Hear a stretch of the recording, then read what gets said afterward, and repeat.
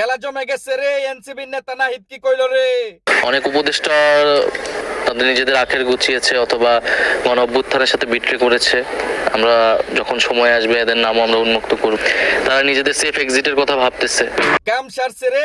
এনসিবির নেতা নাহিদ বলতেছে অনেক উপদেষ্টারা আখের গুছাচ্ছে, কারণ তারা এক্সিটের জন্য, পালানোর জন্য, কারণ তাদের আখের গুছিয়ে নিয়েছে, কারণ তাদের সবার মুখ উন্মুক্ত করবে, উন্মোচন করে দিবে, কারণ জনগণের সামনে, মানুষের সামনে, 18 কোটি মানুষের সামনে তুলে ধরবে কারা কারা এই দেশের সাথে গাদ্দারি করেছে এবং কি এই দুর্নীতি করতেছে। খেলা, কঠিন খেলা জমে গেছে, কারণ এই 12 মাসে 13 মাসে এরা আকের গুছিয়ে ফেলেছে, কারণ নির্বাচনের নামে, কারণ কিভাবে দুর্নীতি করে, কারণ এরা পালানোর রাস্তা খুঁজতেছে।